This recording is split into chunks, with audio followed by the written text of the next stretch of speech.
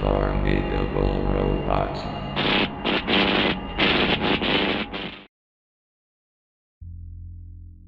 Hi, my name is Mark, and I'm obsessed with Tom and Jerry. Ever since I was a little lad, I always adored the silly hijinks of the silent duo. I especially loved watching the original and Chuck Jones theatrical shorts. I hated the Gene Deitch ones though. Hell, I even remember enjoying the 1993 film and some of the direct-to-video films, like The Fast and the Furry and The Magic Ring. However, one short scared little me so much that for the rest of my life I'd always switch the TV off when it aired. The name of the short? Blue Cat Blues. I can barely recall my first time watching it, though some of it is still engraved into my brain.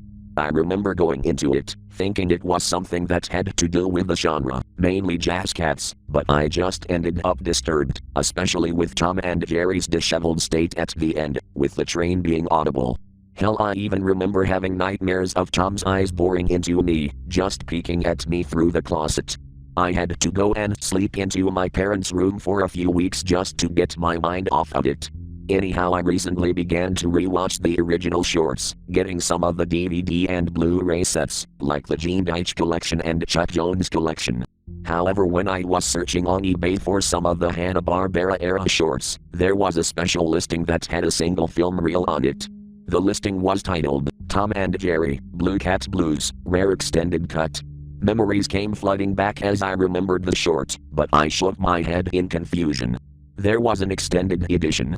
I clicked on the listing, and there were a few screenshots. Yet lengthwise, it looked a little longer than the original 6-minute short. I saw the price and nearly doubled back on myself. It was about $5,967. Then again, it was a rare film reel. Some films were more expensive.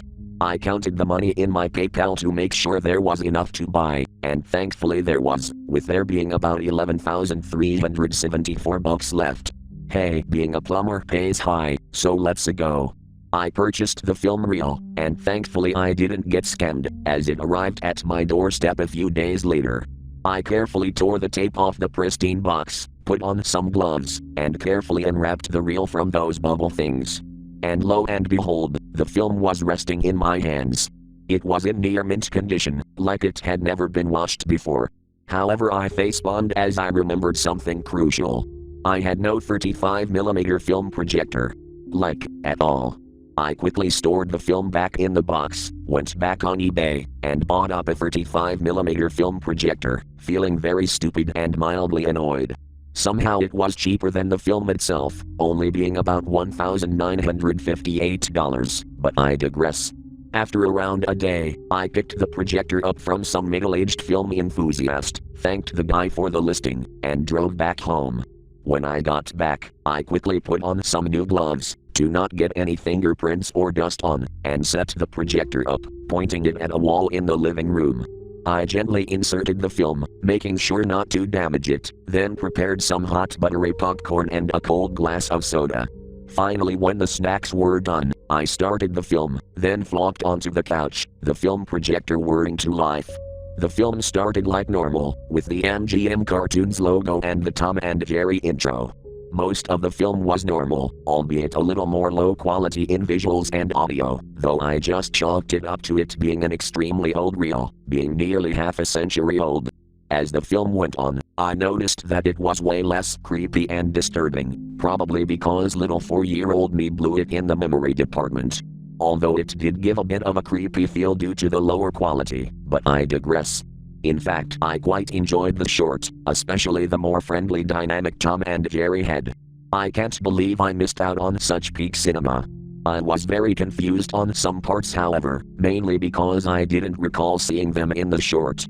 For example, when the original theatrical short abruptly cut off to the next scene after Butch closes Tom into the umbrella, the extended edition showed Tom stumble a little, then comically fall off the edge of the building while screaming. He landed with a loud thud, an umbrella-shaped hole in the ground. Another extended scene was right after Tom's car was wrecked. It faded to a dark kitchen. Jerry tiptoed across the tables, noting the empty jugs of milk. He looked visibly distraught as the camera panned to Tom, drinking his heart and soul away. There were hundreds of empty jugs in the back, and Jerry hopped to the table that Tom was on, begging for him to stop drinking and get his life back on track. Other than that, not much else was different. The last difference, however, was the most notable. And it was kind of sad.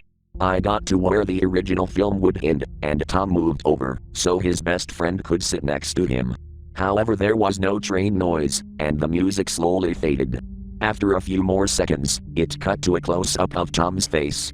He slowly looked down at his smaller friend, who softly sniffled. By now Jerry's narration wasn't present. The film went wavy as a sort of flashback played out. It showed a younger Tom being bullied by other cats, getting laughed at as they constantly tripped him and made him feel horrible. Young Tom sniffled and ran off into a darker area of the alleyway, sitting in a dark corner by himself. He heard a small tic-tac and looked down, a cartoonish tear falling down his cheek. It cut to his POV as he saw a younger Jerry, who looked concerned for the cat. Tom simply looked down and barely acknowledged him. However, Jerry offered him a small piece of cheese, seemingly his lunch. Tom looked at it, skeptical for a moment, before silently thanking him and eating the cheese. The two smiled at each other as it faded to another few flashbacks. It showed some scenes of Jerry being helpful to Tom in some sticky situations, like the two teaming up against Spike the Bulldog, a few clips from the short Busybuddies, and Jerry helping Tom gather scraps from a trash can. It transitioned back to Tom's face, although he looked much more guilty. It showed clips from earlier, of Jerry trying to help Tom, but with Tom always ignoring him or pushing him away. Tom tapped on his smaller friend's shoulder and silently apologized to him. Jerry noticed the real guilt in his friend's eyes and accepted his apology. It cut to a close-up of Jerry's face, and he smiled a little. It faded to more comedic flashbacks, seemingly reanimated from classic shorts like Jerry's Cousin, Sleepy Time Tom, and Puss Gets the Boot. The two began to laugh as they reminisced on the many memories they had. It wasn't creepy or anything, in fact it seemed rather wholesome. After the flashbacks were over, the two hugged each other. I thought that the film would end like this, so perfect and tranquil. Maybe this would have a happy ending compared to the original. But there's a reason I'm uploading the story to this wiki in the first place. A train noise was heard in the distance as the duo opened their eyes wide, the smiles instantly fading as their eyes were bloodshot again. The idiots forgot they were on a damn train track. They both screamed as the train sped toward them. Jerry covered his head, fearing the worst. However, it wasn't him who got hit, mainly because of how tiny he was. It was Tom. The train impacted with Tom at full speed, and for a few frames you could see an X-ray of his bones cracking. Tom screamed as he was flung far away, and Jerry yelped, desperately running to catch up with his dear friend. However, as he skidded to a halt, the mouse looked visibly distraught. Tom was lying on the tracks, his body contorted beyond any living conditions. There was no blood or gore, but the message was very clear. Tom was dead. Jerry, distraught, slowly walked to his friend's corpse. It showed the cat's face, forever in a look of shock. Jerry, tearing up by now, shook his friend to get up. But nothing happened. Again, Tom was dead. Solo music played as Jerry curled up in a fetal position, covering his face as he cried. Eventually the music stopped, and there was a long and uncomfortable 30 seconds of silence. Jerry stopped crying and moving altogether. At first I thought something happened to the film, so I carefully moved to the projector. However, as soon as I started to get up, Jerry himself got up, his eyes even looking worse. They were red and puffy. Clearly he wasn't taking the loss of his longtime friend well. The tiny mouse slowly made his way to the edge of the bridge, looking down at the calm waters. It was clear what he was going to do.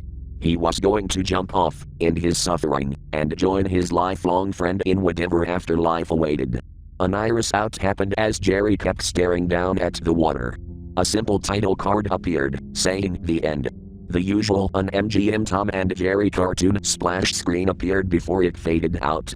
The film reel ended, and I took some time to process what happened. That was dark. I could see why it was cut. I mean, Tom dies on screen and his corpse is shown. Nonetheless, I put some gloves back on and turned on the lights, storing the reel in a safe area. I walked back to my room, thinking about the short. The short was certainly interesting, and I could understand why it was trimmed, probably because of how dark it was. The normal scenes were probably trimmed to cut the runtime. It's getting late, so I'll just head to sleep right now. Tomorrow I'll continue the binge watching of the original shorts. I'm almost done with the first era anyway. But after this I'm going to have to deal with my least favorite saga of all time in Tom and Jerry history. The Gene Deitch era.